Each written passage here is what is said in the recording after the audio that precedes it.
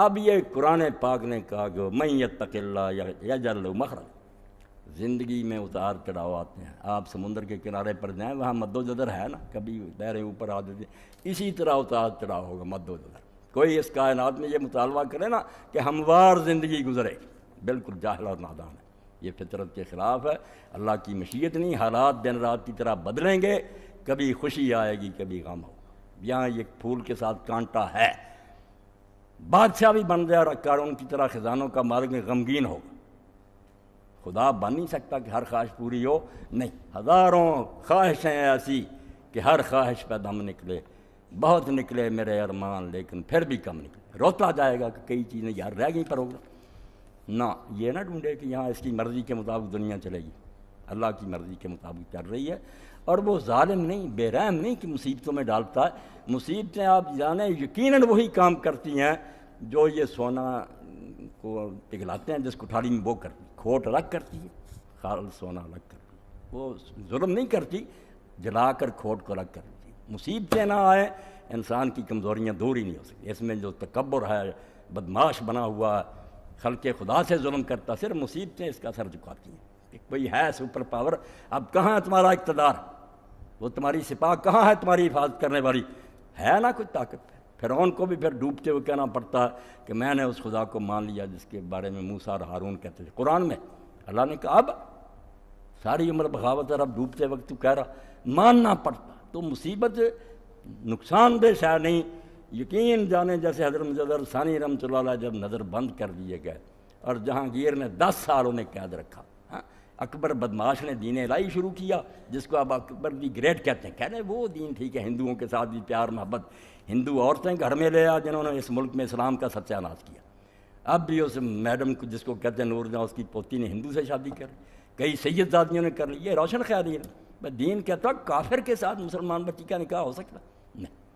اور مسلمان بچہ بھی اگر زیادہ سے زیادہ کر سکتا تو یہود اور نصارہ کی لڑکیاں، ہندو بدھوں کے ساتھ نہیں کر سکتے. کیونکہ یہاں صرف یہ شادی کو گھر بسانے کا معاملہ نہیں، دین کہ آگے ایک پاک نسل چلانی ہے. اپنے بعد ایسے آدمی چھوڑ کر جانے ہیں جو اس دین کے جھنڈے کو اٹھائی رکھیں، بنیاد. اس لیے یہاں نکاح بھی عبادت. تو رسول کریم علیہ السلام نے دین میں ہر شے یہ بتائی، اللہ کو مانو.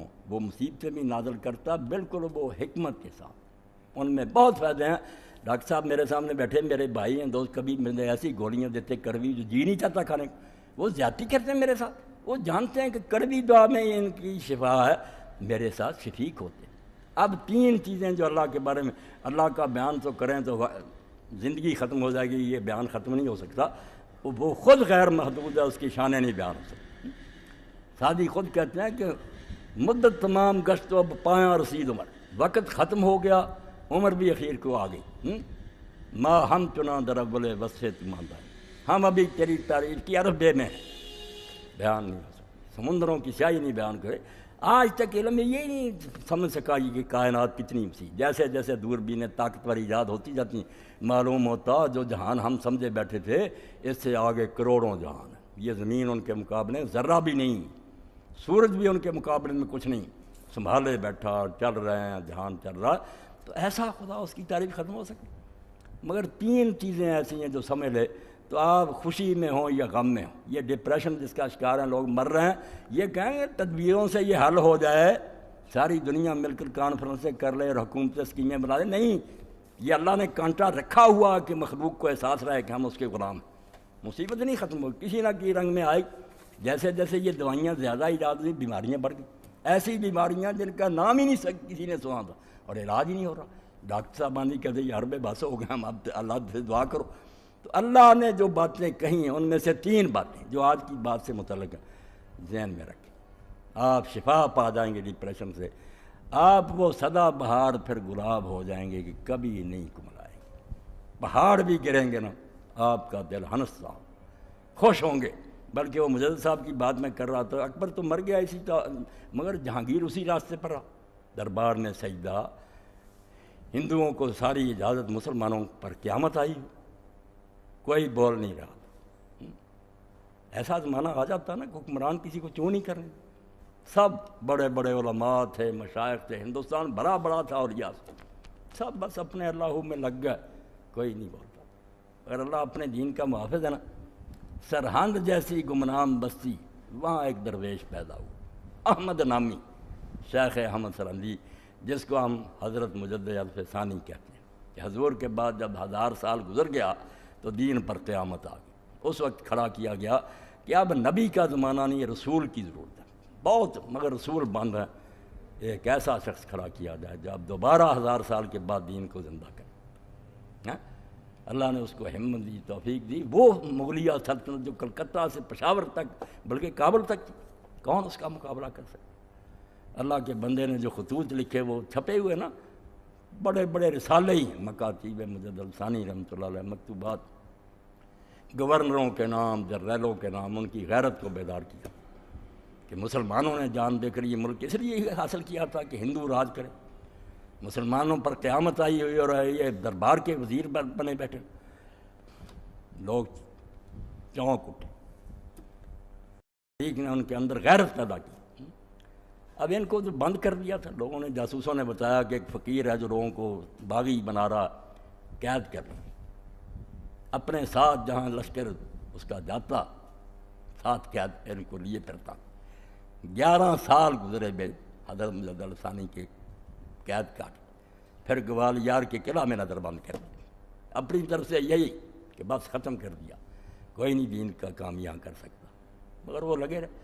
اب اس زمانے کے جو خط ہیں، بات لمبی ہو جاتی ہے، یہی مضمون آپ نے اپنے بیٹوں کو، گھر والوں کو، ساتھیوں کو جو خط لکھے ہیں وہ پڑھنے کے قابل ہیں۔ اللہ پر ایمان تھا، آپ نے فرمایا بچوں پوری زندگی مجھے دین کی باتوں میں وہ لطف نہیں آیا، نہ نمازوں میں، نہ روزوں میں، نہ قرآن پڑھنے میں، جو اس قید میں مجھے نصیب ہوا۔ ان مصیبتوں میں جو لذت آئی وہ نہیں ہے۔ یہ کڑوی دعا سے جو شفا ہوئی وہ میٹھی گولیوں سے نہیں، دل سے لکھی۔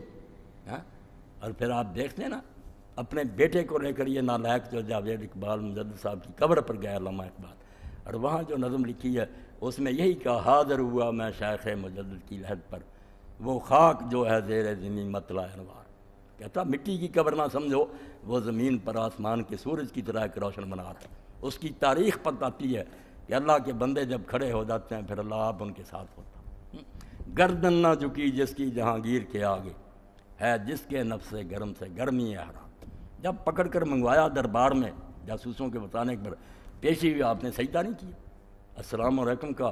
اب وہاں تو یہ جرم تھا کہ بادشاہ کو السلام علیکم کا سجدے میں پڑھتے تھے، علماء تک نے کتاب میں لکھ دی کہ سجدہ تعظیمی جائز۔ اس نے کہا آپ نے سجدہ نہیں کیا، فرمایا جو گردن خدا کے سامنے جھکتی ہے وہ جہانگیر کے آگے نہیں جھکتی۔ سزا ملی پھر، مگر آخر میں یہ ہوا کہ جو گورنر تھا، جو جرنیل تھا، ان سب نے آنکھیں دکھا دی۔ انہوں نے کہا جہانگیر معافی مانگ، مجدد صاحب کو رہا کر، اور جو ان کا کہنا اس کے مطابق کر، ورنہ اینٹ سے اینٹ بجا دیں گے، کابل سے لے کر کلکتہ تک۔ فقیر کی تحریک، اخلاص سے، کوئی لالچ نہیں، کوئی کرسی نہیں، دین کا غم تھا۔ وہی جہانگیر معافی کے لیے گیا، آپ کو آزاد کیا، اپنے بچے شاہ جہاں کو مرید بنوایا حضرت کا، اور جو حکم دیا ساری سلطنت نے اس کو جاری کیا۔ اور یہ رخ بدلنے کا نتیجہ یہ ہو کہ جہانگیر کا پوتا ہی دین کو زندہ کرنے والا محی الدین اورنگزیب عالمگیر پیدا ہوا، جس نے وہ کام کیا جو عام عالم بھی نہیں کر سکتا۔ اللہ پاک فرماتا ہے من یتق اللہ یجعل لہ مخرج۔ آپ نے پھر تفسیروں سے پڑھنا، میں اشارہ کر کہتا جو اللہ کہتا جو مجھ سے ڈریں گے، میرا حکم مانیں گے اور گناہوں سے بچیں گے، وہ سمجھتے ہیں مصیبتوں میں پڑے رہیں گے، بھوکے مریں گے، معاشی تنگیاں آئیں گی۔ بالکل غلط بات ہے، یہ تنگیاں نیکوں کو بھی آئیں گی، وہ الگ بات ہے، وہ اللہ تعالیٰ کی مرضی ہے، مگر مومن کے لیے یہ چیزیں کوئی بری چیز نہیں، بہت اعلیٰ ہے۔ 3 چیزیں اور سہارا دیتی ہیں۔ ایک یہ کہ اللہ تعالیٰ میرے حالات سے آگاہ ہے، جس کو اللہ کے علم مطلق کا یقین نہیں نا، وہ نہیں جانتا کہ جو جہان چلا رہا ہے اس کو سارے حالات کی خبر ہے۔ جو سمجھے مصیبت یار آ گئی پتہ نہیں، اللہ کو پتہ ہی نہیں، اور ڈپریشن نہیں کا شکار نہیں ہونا تو اور کیا ہوگا۔ جو مانے کہ اگر ذرہ بھی یہاں حرکت کر رہا ہے تو کائنات کا مالک جانتا کہ یہ ہو رہا، اس وقت لیے مصیبت میں ہو خوشحالی میں، پہلے تو یہ مانے کہ اللہ تعالیٰ سارے حالات سے آگاہ اور باخبر ہے، اس کے بغیر تو ایمان ہی بالکل شان نہیں۔ دوسری بات یہ مانے کہ وہ اللہ حکیم ہے، پاگل نہیں ہے، بیوقوف نہیں ہے، نادان نہیں ہے، ساری دانائی اور حکمت جو ہے اسی کے پاس ہے. بندوں کو تو ذرا ذرا جب اس کو حکیم ماننے کا دانا، تو جیسے طبیب پر حالانکہ ڈاکٹر کاٹ دیتے ہیں، اس لوگ خوشی سے فیس دے کر کٹواتے ہیں. کیوں؟ بھروسہ ہے کہ یہ دانا ہے، ٹھیک کر. تو یہ مانے گا کہ اللہ اگر مصیبت نازل کرتا ضروری نہ ہوتی تو کیوں کرتا؟ وہ احمق ہے کہ غلط کام کرے، دانا ہے. اور ساتھ ہی یہ کہ اگر سمجھے کہ جانتا بھی ہے، دانا بھی ہے، مگر وہ یار مہربان نہیں ہے، لاپرواہ ہے. لوگ مرتے رہے، روتے رہے. جیسے یونان کے دیوتا جو ہیں وہ پہاڑ پر بیٹھے تماشا دیکھتے تھے، لوگ جتنا چیختے تھے انہیں مصیبتوں میں خوشی نہیں. وہ رحمان اور رحیم، ماں باپ کے دل میں بھی وہ شفقت نہیں ہے. یہ تین صفات پر اگر یقین ہو جائے کہ وہ سب کچھ جانتا ہے، اس کے حکم سے ہو رہا، اور وہ دانا ہے، اور وہ خواہ کسی کو تنگی میں نہیں ڈالتا، رحیم ہے، مہربان ہے. جو اس مصیبت میں ملے گا آپ ہی سوچ رہے ہیں کہ وہ پھر ایسا نہیں پودا ہوگا جو دریا کے کنارے ہوگا، جو کبھی خشک ہوگا ہی نہیں. مصیبتوں کے پہاڑ بھی ٹوٹے ہیں. دوسرا کروڑ پتی بھی ہوگا نا، آپ ٹول کر دیکھیں، پریشان، غمگین، گولیاں کھا کر سوئیں گے. وَمَن يَتَّقِ اللَّهَ يَجْعَل لَّهُ مَخْرَجًا. یہ آیتیں ہیں جن کا حضور نے کہا ایک ہی آیت کافی ہے لوگوں کے لیے اگر اس کو پکڑیں، کہ جو اللہ کی نافرمانی سے بچے گا اور ہر وقت کہے گا گناہ نہیں کرنا، حرام نہیں، اللہ کے حکم. تو اللہ کہتا ہے آزمائشیں تو ہوں گی، رگڑے تو لگیں گے، مگر یاد رکھے وہ یجعل لہ مخرجا. نا امید بالکل نہ ہو، مایوسی کفر ہے. میں ایسا یہ آزمائش میں نہیں ڈالتا جو لوگوں کی طاقت سے باہر ہو، یہ تو زیادتی ہوگی. جتنا کہ وہ برداشت کر سکتا ہے آزماتا ہوں. تم بے صبر نہ ہو جانا. یجعل لہ مخرجا، اللہ کو راستہ اس سے نکلنے کا بنا دے گا. وقت آ جائے گا انشاءاللہ راستہ کھل جائے گا. وَيَرْزُقْهُ مِنْ حَيْثُ لَا يَحْتَسِبُ، اور اس کو ایسی جگہ سے رزق دے گا اور نعمتیں دے گا جس کا اس کو گمان بھی نہیں، وہ سوچ بھی نہیں سکتا تھا کہ مجھ کو ادھر سے بھی کچھ مل جائے گا. میں نے اپنے بارے میں دیکھا، یہ خدابخش کلیار صاحب کے بارے میں، عبد المالک کے پاس بھی کچھ بھی نہیں تھا، بچہ خود بھی بہت تنگی میں گزارا کرتے تھے. اللہ نے اتنا دے دیا، اب ان کے پاس کاریں ہیں، کوٹھیاں. میرے ساتھ بھی بچے کہاں تک پہنچ، سوچ بھی نہیں سکتا آدمی کہ اللہ کہاں سے دے دے. بالکل ایک آنا بھی نہیں ہوتا، 1 روپیہ مجھے کوئی ادھار نہیں دیتا، اپنے بھائی نہیں دیتے. مگر اب سب بچوں کے پاس کاریں ہیں، کوٹھیاں، وہ بھی اللہ کی ساتھ. تو اللہ فرماتا ہے اگر تم گناہ سے بچو گے، مجھ سے ڈرتے رہو گے، تو شیطان تمہیں کہتا کہ دین پر چلنے سے مر جاؤ گے. نہیں، اس مشکل سے نکلنے کا راستہ بن جائے گا. اور اس پر ایک دعا آپ کو میں نے پہلے بھی بتائی تھی، اب بھی بتا دوں کہ حضرت سیدنا یوسف علیہ السلام جن دنوں میں جیل میں تھے، اب نبی سے کوئی اللہ کو پیارا، وہ بھی مصیبت بہت رہے تھے. تو حضرت جبریل علیہ السلام نازل ہوئے. یہ دعا آپ سارے لوگ اس کو لکھ لیں اور یہ شروع کریں، انشاءاللہ جو بھی پریشانیاں دور، کسی کو بچوں کی ہے، کسی کو رشتوں کی، اللہ کا اصول ہے کہ آزمائشیں. تو جبریل علیہ السلام نے آ کر کہا یوسف علیہ السلام ہر فرض نماز کے بعد یہ کہہ دیا کر، اور شروع کیا. دونوں ہی کام ہو.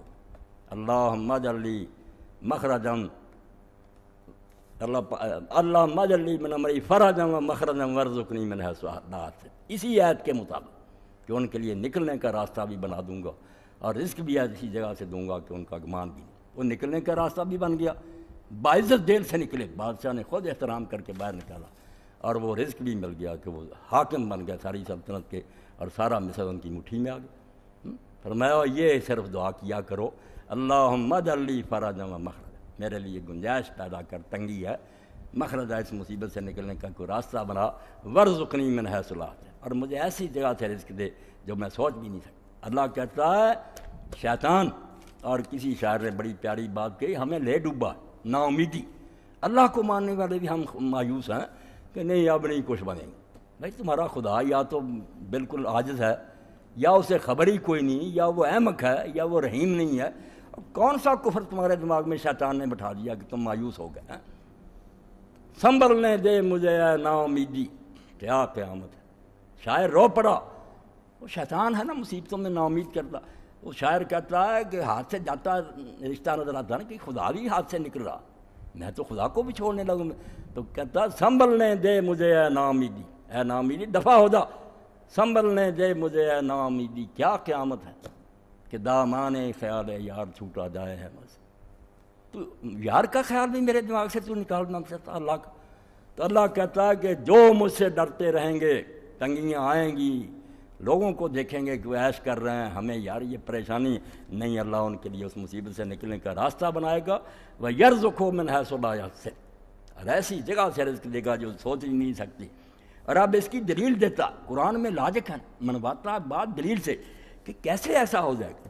فرمایا وَمَن يَتَوَکَّلْ عَلَى اللَّهِ، جو اپنی کوشش کرنے کے بعد معاملہ اللہ کے سپرد کر دے گا کہ سارا جہان تیرے قابو میں ہے، تو جانتا بھی ہے، مہربان ہے، اور تجھے ڈکٹیشن کی کیا ضرورت ہے، تو سب کا آج ہی دے جانتا کہ یہ کرنا ٹھیک ہے۔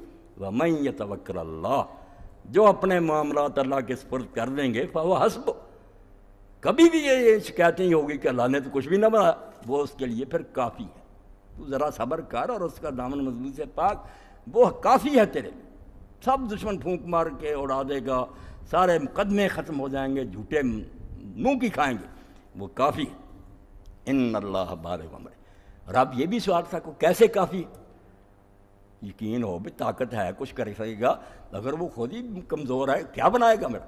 اس کے ساتھ فکرہ جوڑ دیا، جس لیے میں کہتا ہوں کوئی کتاب اس کا مقابلہ نہیں کر رہی، جتنی مرضی تقریریں کرے، اس طرح فکریں جوڑنا صرف خدا کا کام، موجزانہ۔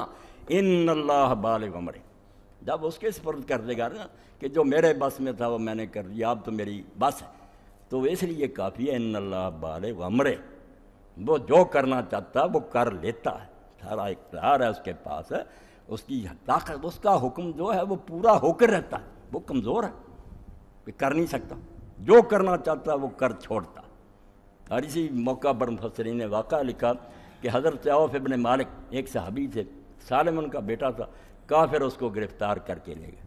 اب ماں اور باپ دونوں کے دل کا ٹکڑا تھا، پہاڑ گر گیا مصیبت۔ تو حضرت عوف حضور کی خدمت میں آئے اور بتایا کہ رسول اللہ کافر پکڑ کر بیٹے کو لے گئے، خدا معلوم کس حال میں ہے، زندہ یا مردہ، میں اور اس کی ماں روتے رہتے۔ تو حضور نے فرمایا تو اللہ سے ڈر، صبر کر، اور تم دونوں جو ہے نا میرے بھائی بہن، استغفار کی، لا حول ولا قوت الا باللہ کی کثرت کرو۔ میری بہن کو بھی بتا دینا، آپ بھی یہ دونوں پڑھنا شروع کرو کہ تیرے سوا اللہ نہ کوئی مصیبت کو ٹال سکتا ہے، نہ کوئی کسی کو فائدہ پہنچے، لا حول ولا قوت۔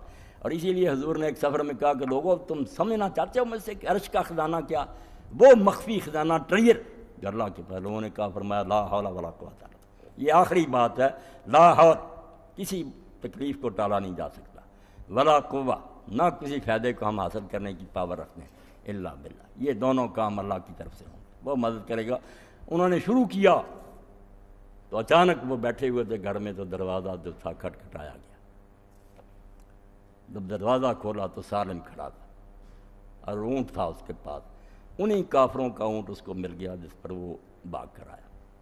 بیٹا بھی آ گیا، وہ اونٹ بھی جاتا آ گیا۔ انہوں نے حضور کو جا کر بتایا کہ اللہ کے رسول وہ تو وظیفہ شروع کیا تھا، بچہ بھی آ گیا، مال اب اونٹ کا کیا کریں؟ فرمایا حلال ہے، وہ حربی ہیں، ہماری ان کے ساتھ جنگ ہے، ان کا مال ہر طریقے سے حلال۔ تو اللہ نے یہ کہا کہ تو کیوں سمجھتا ہے کہ اگر میں نے اللہ کے حوالے کر دیا تو نہیں ہوگا؟ یا تو کہہ دے کہ اللہ کچھ کر ہی نہیں سکتا، ورنہ اگر ان اللہ بالغ امرہ، اللہ اس کو کہتے ہیں جو کرنا چاہتا ہے وہ کر لیتا ہے، اس کے ارادے میں کوئی شے مزاحم نہیں ہو سکتی۔ وَقَدْ جَعَلَ اللَّهُ لِكُلِّ شَيْءٍ قَدْرًا، اب یہ بھی موتی دیکھیں کیسے ہار جو ہے نا پرویا ہوا کہ کب ہوگا یہ کام پہ، سوچتا ہے انسان کو ٹائم۔ فرمایا قَدْ جَعَلَ اللَّهُ لِكُلِّ شَيْءٍ قَدْرًا، تو مطمئن رہ، اللہ نے بے اندازہ کوئی شے نہیں بنائی کہ اس کی کوئی حد ہی نہیں، کوئی انتہا نہیں، ہر شے کے لیے اس نے ایک میعاد رکھی ہے، ہر شے پلاننگ کے تحت ہو رہی ہے، وقت ہے، بے صبرا نہ ہو، وقت آ جائے گا، اور وقت آنے پر انشاءاللہ جو تو چاہتا ہو جائے گا، آرام سے ٹکا رہ، اللہ جو کرنا چاہتا کرے۔ اب میں صرف ترجمہ کر دوں، اس کے آگے بھی پھر اللہ نے کچھ مسائل بیان کر رہے ہیں۔ پھر فرمایا کیسی تسلیاں، اور اسی لیے جو کہتے ہیں کہ اللہ نے یار سوچنا کتاب اتارنی ساری ایک وقت ہی حضور پاس اتار لی، وہ اللہ نے کہا کوئی کتاب میں لکھ رہا ہوں تو ایسا کروں نا، یہ کتاب نہیں، یہ سہارا ہے کہ جب ایک تحریک کو لے کر نبی چل رہا، ساتھی جیسے حالات پیش آتے ہیں بیچاروں کو رہنمائی کی، تسلی کی، اسی وقت کوئی پیغام آ جاتا، خوشی ہو جاتی ہے، دل پھول کی طرح کھل جاتے ہیں، اللہ پیغام بھیج جاتا کہ گھبرانا نہ، میں تمہارے ساتھ۔ یہ کوئی مسئلوں کی کتاب ہے کہ میں اتار دوں ایک ہی وقت؟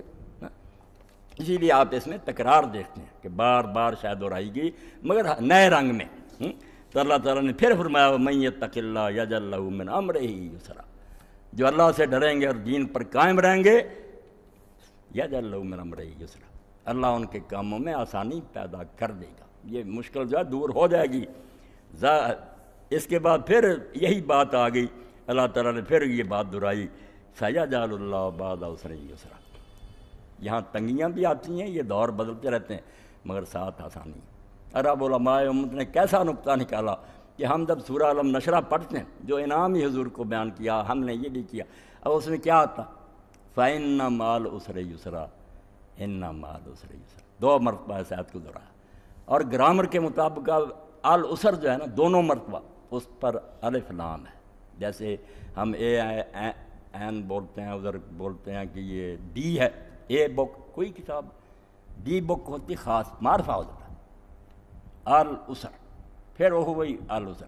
اور یہ قاعدہ ہے ابھی گرامر کا کہ معرفہ اگر دہرایا جائے، پہلے بھی آوے پھر وہ ایک ہی ہوگا، 2 نہیں آدمی ہوں گے، وہ وہی رہے گا، معرفہ ہو چکا۔ اس لیے فرمایا مشکل ایک ہی ہے پہلی آیت میں، پھر بھی مشکلیں نہیں زیادہ، مگر یسرن کو نکرہ رکھا، 2 زبریں تنوین، تاکہ جنرل رہے بات۔ فرمایا مشکلیں بہت تھوڑی ہیں، آسانیاں اس کے ساتھ بہت زیادہ۔ گرامر کے لحاظ سے ایک ٹکڑے میں بیان کر دیا کہ کیوں بنایا ہوا۔ زندگی میں ایک آدھ دن بخار ہو گیا، تو ہائے ہائے کرتا پھرتا، ساری عمر تندرستی رہتی ہے، اس کا نہیں ذکر کرتا۔ فَإِنَّ مَعَ الْعُسْرِ يُسْرًا، مطمئن ہو جا، تنگی ایک ہی ہے، خوشحالیاں اس کے ساتھ بہت ہیں۔ پھر اِنَّ مَعَ الْعُسْرِ يُسْرًا، اور اِنَّا کے ساتھ ہے، اِنَّا تاکید کے لیے کہ ضرور بضرور سمجھ، پکا ایمان اور یقین رکھ، تو بات ہوگی تھوڑی بہت، مگر کچھ بھی بیان نہیں ہو سکا۔ یقین جانے اللہ، اس کی صفات۔ اب اللہ کو مانا تو وہ معتبر سمجھا جاتا جو اللہ کو اس طرح مانا جائے جو سچ مچ ہے، کہ حالات سے واقف ہے، دانا ہے، رحیم ہے، قادر مطلق۔ ایسا خدا مانیں گے تو بات بنے گی۔ اگر یہی ہے صرف کہ کوئی ہے اللہ، اس سے کیا بنے گا؟ نہ کوئی اثر ہوگا، نہ آپ کو کوئی تسلی ہوگی۔ اسی لیے رسول کریم علیہ السلام نے منیمم یہ بیان کیا کہ اللہ کی شانیں انگنت ہیں، اور بہت وہ ہیں جو اس نے ہم سے پردے میں رکھی ہیں، مگر 99 بیان کر دی ہیں، 99 ایسی بیان کر دی ہیں جیسے پھول ہوں گلاب کے 99 ہار بنا ہوا، اللہ کے گلے میں یہ ہار سمجھیں یا اس کے تاج پر یہ موتی سمجھیں، 99 کہ اللہ کے 100 سے ایک کم نام ہیں، ان کو سمجھ لو، تم ان کو ذہن میں رکھو، فرمایا جنت میں داخل ہو جاؤ۔ 3-4 کی میں نے تشریح کی کہ وہ علیم ہے، حکیم ہے، رحیم ہے، قادر ہے۔ کیسا آپ کو اور مجھ کو مزہ آیا کہ اگر وہ 99 سمجھ میں آ جائیں کہ جس خدا کو ہم مان رہے ہیں اس کی تو یہ شان ہے، پھر مومن اور گھبرائے اور دنیا کی طاقتوں سے کانپے کہ ہمارے پاس ہتھیار نہیں ہیں، وہ سپر پاورز ہیں۔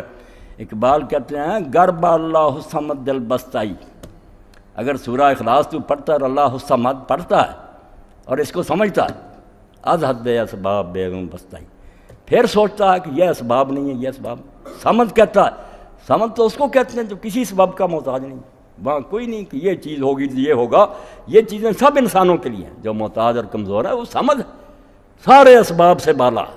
اس اللہ سے اگر تیرا تعلق ہے تو کسی سبب کے بارے میں پریشان نہ، کچھ بھی نہ ہوگا، اس کے حکم سے ہو جائے گا۔ اب میدان بدر میں آپ دیکھ لیں، رسول اللہ کی ساری رات گزری، آپ نے اپنے لیے کھجوروں کا بنوا لیا ایک چھپر شاخوں کا، عریش، فوج میدان میں، اللہ کا رسول سجدے میں۔ حضرت علی کہتے ہیں جب میں گیا دیکھا حضور سجدے میں رو رہے ہیں، یا حی یا قیوم کہہ رہے ہیں، اور کہتے ہیں اللہ جو میرے بس میں تھا یہ 313 لے آیا، مگر ان کے پاس ہتھیار ہیں، گھوڑے ہیں، 1000 کی فوج ہے، یہ بیچارے نہتے ہیں۔ اب اگر یہ ہلاک ہو گئے تیرے دین کا نام کون لے گا؟ 15 سال کی محنت کے بعد یہ بندے بنے، مدد فرما۔ اتنی عاجزی آپ نے کی کہ کھڑے کھڑے پھر آپ کی چادر مبارک بھی کندھوں سے گر گئی۔ حضرت ابوبکر کو رحم آیا، انہوں نے آپ کو پکڑا کہ اللہ کے رسول بس کریں، اب اللہ آپ کو تنہا نہیں چھوڑے گا۔ بس یہی وقت تھا کہ جبریل علیہ السلام نازل ہو، انہوں نے کہا سیہزم الجمع ویولون الدبر، یہ لشکر شکست کھا جائیں گے اور یہ لوگ بھاگ جائیں گے پیٹھ پھیر پر۔ صبح ہی آپ نے میدان میں نکل کر چھڑی سے نشان لگا دیا کہ یہاں ابو جہل گرے گا، یہاں عتبہ گرے گا، یہاں شیبہ، اور وہ نامراد وہیں گرے، ایک رائی برابر نہیں ادھر ادھر مرے گے، وہیں گرے جہاں حضور نے بتایا۔ اور 70 کی لاشیں گڑھے میں پھینکی گئیں، اور کنارے کھڑے ہو کر حضور نے کہا کہ دیکھا انجام پھر، میری مخالفت کیا ہے، جو میں کہتا تھا حشر یہ ہوگا ہوا۔ حضرت عمر رضی اللہ عنہ نے پوچھا یا رسول اللہ آپ نے بے جان لاشوں سے باتیں کرتے ہیں؟ فرمایا اللہ کی قسم عمر تم سے زیادہ سن رہے ہیں، مگر اب جواب نہیں دینے کی انہیں توفیق، بول نہیں سکتے، میرے یہ کلمے نیزوں کی طرح ان کے دل پر۔ تو اس وقت پھر اللہ کے رسول نے ایک مٹھی لی نا، میدان سے ایک مٹھی لی ریت کی، شاہ وہ کہہ کر پھینک، اور قرآن میں بیان آیا ہوا مار میں پیدر میں، جب وہ مٹھی پھینکی تھی تو نے پھینکی تھی، اس مٹھی سے کیا بننا تھا؟ ولیکن اللہ رحمہ، ہاتھ تیرا تھا، کام تو اللہ کر رہا تھا، سارے اندھے ہو گئے، قتل ہوئے اور 70 قیدی ہوئے۔ تو اللہ اقبال یہ کہتا کہ یا تو اللہ حصہ مد نہ مان کہ اللہ کو اسباب کی ضرورت نہیں، تو یا پھر یہ سوچیں چھوڑ دے کہ یہ ہوگا یہ ہوگا، یہ سارے شیطان کے ڈراوے ہیں، تو اللہ کا نام لے کر مجد الثانی کی طرح اٹھ کھڑا ہو، کام وہ خود ہی کرے۔ تو اللہ توفیق دے ہم اس کتاب کی قدر کریں، اس رسول کی قدر کریں جس سے نہ اعلیٰ کتاب اللہ نے اتاری، نہ اس سے بڑا کوئی رسول آیا، نہ آئے گا۔ اب ایسی دو نعمتیں جن کے بارے میں امام کہتے ہیں جعفر الصادق کہ اللہ کھانے پینے کا نہیں پوچھے گا، یہ کوئی بات نہیں، کھانے پینے کے لیے دیا تو دینا ہی تھا بندوں کو، پوچھے گا ان دو نعمتوں کا کہ قرآن جیسی کتاب دی، محمد صلی اللہ علیہ وسلم جیسا رسول دیا، تم نے ان کا کیا حق ادا کیا۔